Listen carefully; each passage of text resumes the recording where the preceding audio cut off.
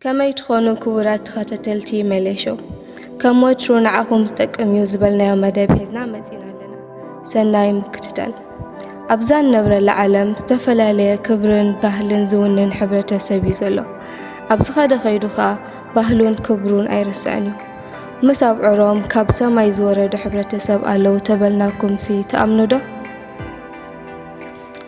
ማሳይ ዝበሃሉ ሕብረተሰብ ኣብ ኬንያን ታንዛንያን ይቀንድመ በቆሎም መብዛሕትኦም ኣብ ደቡብ ኬንያ ኣምቦሶሊ ዝበሃል ስፍራ ይነብሩ ንሶም ዝዛረብዎ ቋንቋ ኸኣ ማይ ይበሃል በከዳድንኦም መንነቶም ብቕልጡፍ ክንፈልጦም ንኽእል ኢና ምክንያቱ ንሶም ዝኽደንዎ ኣልባሳት ፍልይ ዝበለ እዩ ከምዚ ኸኣ ይመስል እዞም ህዝቢ እዚኦም ስጋ ኣብ ፍሉይ በዓላት ጥራይ ስለ ዝበልዑ ፕሮቲን መታን ክረኽቡ ደም ብዕራይ ብብዝሒ ይሰትዩ ከምዚ ክትሪእዎ ዝፀናሕኩም ምስታይ ጥራሕ ዘይኮነስ ኣዋልድ ማሳይ ነቲ ደም አንቂፀን ገፀንን ክሳደንን ይለኽዮ ፍሉይ ነገር ስለ ዘለዎ ዘይኮነስ ከም ባህሊ ከም መፀባበቕየን ዝጥቀማሉ ኣዋልድን ኣወዳትን ሕብረተሰብ ማሳይ ኣብ እዝንኻን ክሳድካን ዕንቆታት ናይ ምግባር ልምዲ ኣለዎም እዝኖም ከዓ ከም ባህሎም ብረዚን ሓፂን ገይሮም ከም ዝትሪእዎ ዘለኹም ገይሮም መክፍሕዎ ከም ባህሎም ምድራፍን ምስዕሳዕን ምንጣርን ብጣዕሚ እዮም ዝፈትዉ ካብቶም ኣወዳት ዝነውሐ ዝነጠረ ከም ጅግና እዩ ዝቑፀር ብከምኡ ከዓ ብብዙሓት ኣዋልድ ይፍቶ ኣዋልድ ማሳይ ካብ 11 ዘሎ ዕድሚአን ንመርዓ ድልዋት ከም ገዝምኻእቶም እንዳወዲዮም ኣብዑር ዝህቡ ብዘይ ዝኾነ ጥሪት ኣዋልድ ክወስዱ ኣይክእሉን እዮም ማሳይ ምስ ሓንቲ ሰበይቲ ጥራይ ምቁራን ፅቡቅ ኣይኮነን ዝብል ኣተሓሳስባ ኣለዎም ከምኡ መበልዮም ምክንያት ከዓ ቆልዑ ከም ሃብቲ ስለ ዝቑፀሩ ካብ ሓንቲ ሰበይቲ ጥራሕ ዝውለዱ እኹል ኣይኮነን ዝብል እምነት ኣለዎም ብኸምኡ ከዓ ካብ 3 ኣንስቲ ንላዕሊ ይምርዓው ንሶም ድሌቶም ኣንስቲ ደልዮም ክምርዓው ከለዉ ብኣንጻሩ ተን ኣዋልድ ኣብኦን እዩ ዝመርፀለን ኣብ ናይ መርዓያን ጉዳይ ክመርፃ ኣይፍቀደለን ወላ እኳ ተሓቢአን ዓርኪ ትሓዛ መወዳእታ ግን ምስ ኣብኦን ዘምፀለን ብዕድሚ ኣዝዩ ዝዓብየን ሰብኣየን ዝምርዓው ምስተመርዓዋ ከዓ ስርሐን ፍሉጥ እዩ ንሱ ከዓ ገዛ ምስራሕ ምግቢ ምስራሕ ማይ ምውራድን ነተን ዘለዋ ጥሪት ምሕላብን እዩ እቶም ኣሰብኡት ከዓ ነተን ጥሪት ሒዞመን ይወፍሩ ካልእ ከዓ ነቲ ኣንስቶም ዝሰርሕኦ ገዛ ካንሸሎ ይሰርሕሉ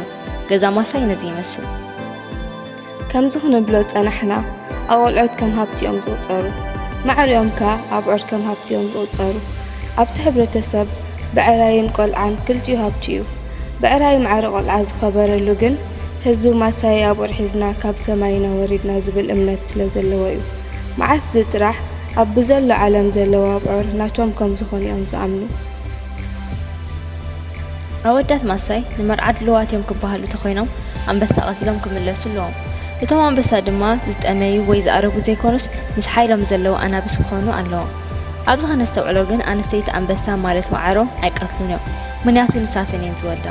ኣብቲ ቀደም ብዙሕ ኣናብስ ስለ ዝነበሩ ነናቶም እዮም ቀቲሎም ዝመፁ ነይሮም ኣብዚ ሕጂ ዘመን ግን እቶም እንስሳታት እንዳፀነቱ ስለ ዝኸዱ ዘለዉ እቶም ሕብረተሰብ ብውሩብ ኮይኖም ይሽኸዱ ሓደ ኣንበሳ ኣብ ኩሎም ይቑፀር ብኸምኡ ከዓ ድልዋት ምዃኖም ንምርዓ የረጋግፁ ኣብዚ ሕጂ ዘመን ኩላትና ከምንፈልጦ ምኽንሻብ ጓል ኣንስተይቲ እንዳተገደፈ ዝመፀሉ ግዜ እዩ ኣብ ሕብረተሰብ ማሳይ ግን ኣወዳትን ኣዋልድን እዮም ክሳብ ሕጂ ዝኽንሸቡ ምኽንሻብ ከይኣክል ኣብቲ ቀደም እዋን ብሓደ ላማ ንኩሎም እዮም ዝኽንሽብዎም ነይሮም ሕጂ ምስ ምዕባለ ግን ሓንቲ ላማ ንሓደ ይገብሩ ኣለዉ ክኽንሸቡ ተኾይኖም ከዓ ክግቡ ዝቕድም ኣለዎም ከባቢ 11 ካብውን ላዕሊ ምስኮኑ ከዓ ይኽንሸቡ እተን ኣዋልድ ምክንያት መኽንሸብ እየን ኣብዘየለ ስምዒት ኣትየን ሕማም ሒዘን ንቤተሰበን ንኸይመፃ እዩ